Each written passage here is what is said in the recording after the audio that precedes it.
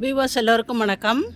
இந்த ஜனவரி மாதத்தில் நம்ம மாடி தோட்டம் எப்படி இருக்குது அப்படின்னு பார்க்கலாம்.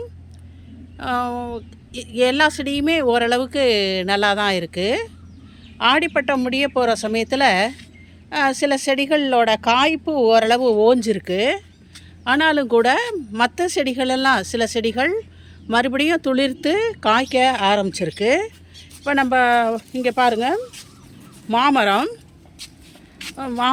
அருமையாக பூத்துருக்கு.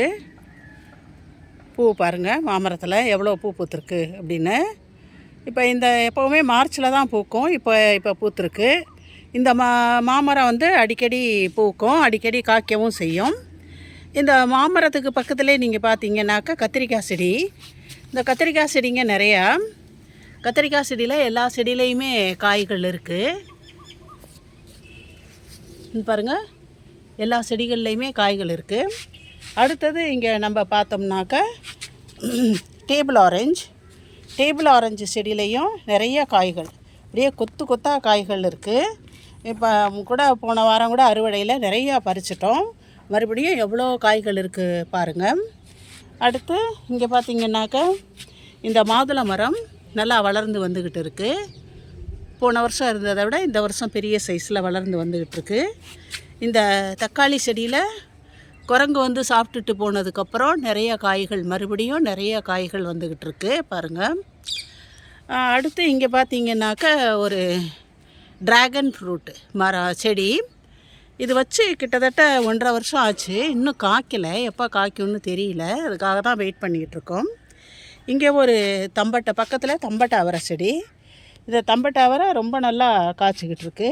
இந்த வருஷம் எங்கள் வீட்டில் தம்பட்டை அவரை தான் ஒரு சிறந்த நல்ல அறுவடை. இங்கே பாருங்கள், காய்ச்சிக்கிட்டு இருக்கு, நிறையா காய்ச்சிக்கிட்டு இருக்கு. அடுத்து இங்கே ஒரு கொய்யா மரம் இப்போ தான் முதல்ல காய்க்க விட்ருக்கோம். மே மாதம் இந்த கன்று வாங்கி வச்சோம் எக்ஸிபிஷனில். இந்த ஒட்டு கத்திரிக்காய் செடியோடு வாங்கினது தான் இந்த கொய்யா செடியும். நல்லா செழிப்பமாக வளர்ந்து இப்போ காய்ச்சிக்கிட்டு இருக்குது பாருங்கள். காய் வந்திருக்கு. ஒரு 5 காய் விட்ருக்கோம். இங்கே ஒரு 2 காய், இங்கே ஒரு காய், இன்னொரு 2 காய் ஒரு இடத்துல இருக்குது. மொத்தம் 5 காய் விட்ருக்கோம். இது வந்து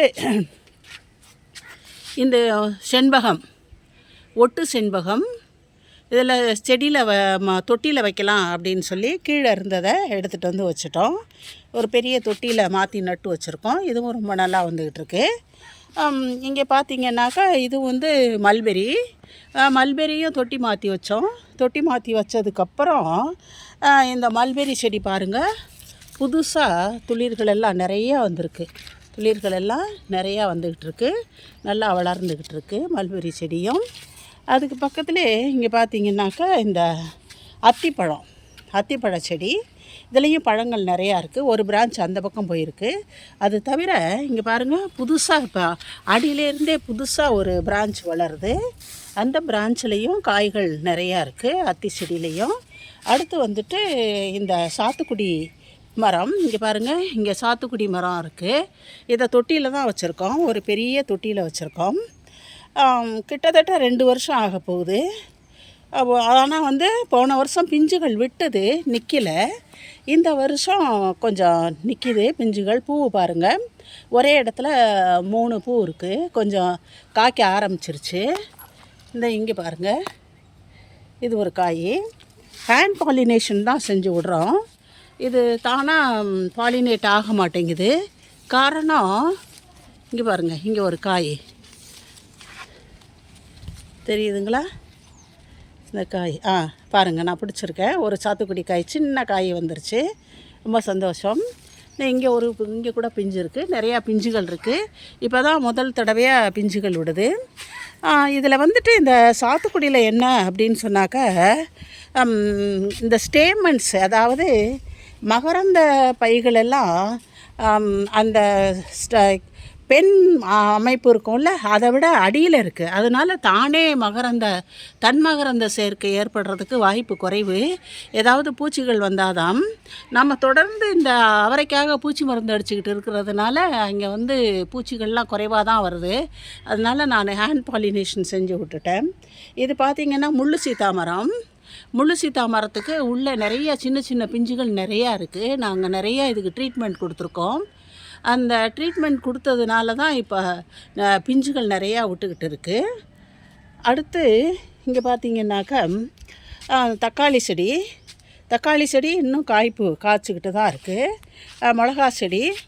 மிளகா செடியும் நிறையா 2-3 மிளகா செடி இருக்குது. இங்கே பாருங்கள் காய்கள் எவ்வளோ காய்கள் இருக்குது அப்படின்ட்டு. எல்லா செடிகளுமே இப்போ ரொம்ப நல்லா வந்துக்கிட்டு இருக்கு. இவங்க பார்த்திங்கன்னாக்கா நாம் தொட்டி மாற்றி வச்சது வாட்டர் ஆப்பிள். இந்த வாட்டர் ஆப்பிள்லேயும் தொட்டி மாற்றி வச்சதுக்கப்புறம் புதுசாக துளிர்கள் வர ஆரம்பிச்சிருச்சு. அடுத்து இங்கே பக்கத்துலேயே குரங்கு ஒரு கரும்பை பிச்சு போட்டுட்டு போயிடுச்சு. அதனால் இப்போ மொத்தம் 4 கரும்பு தான் இருக்குது.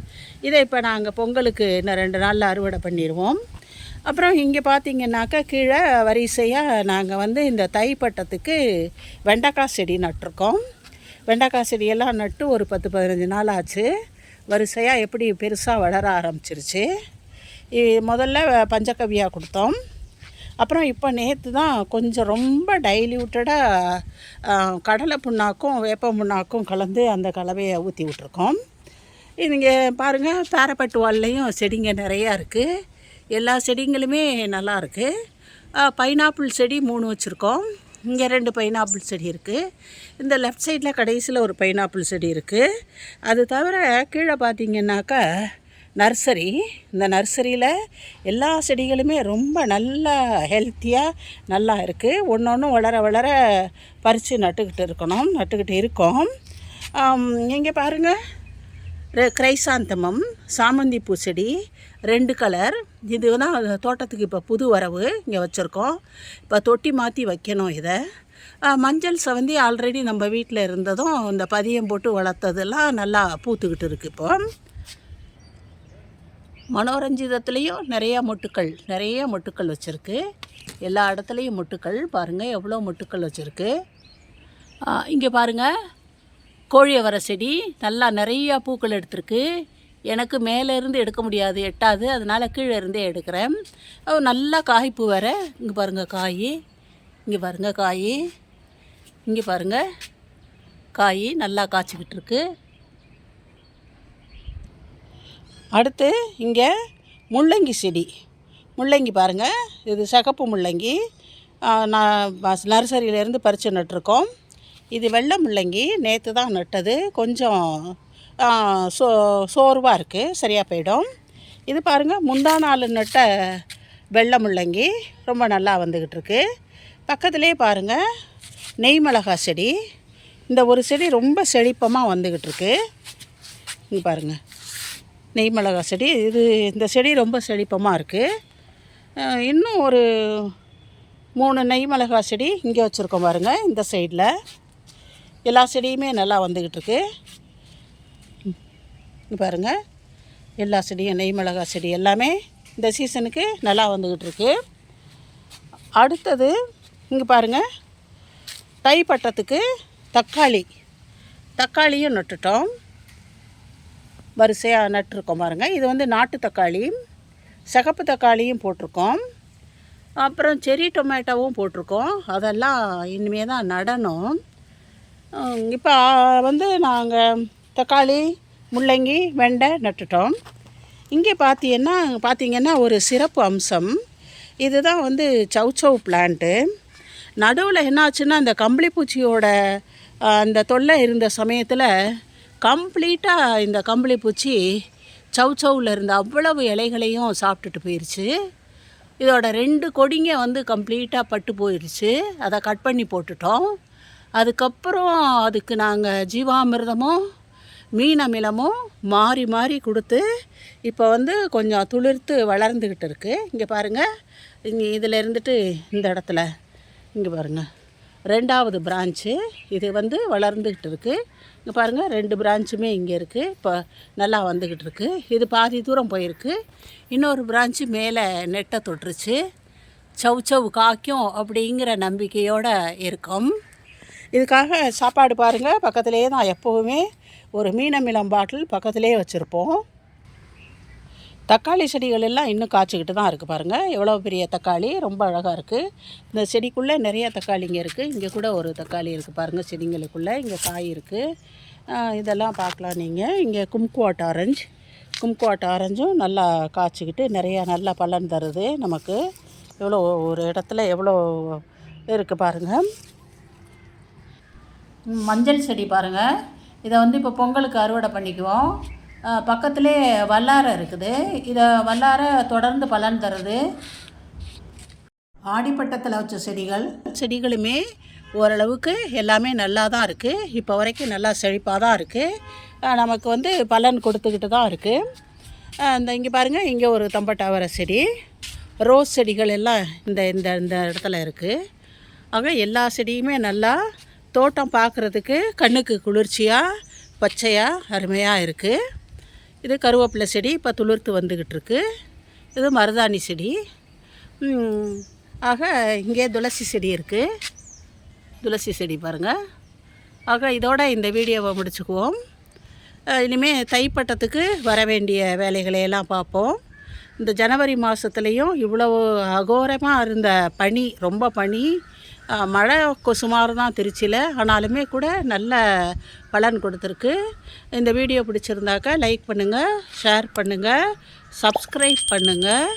நன்றி, வணக்கம்.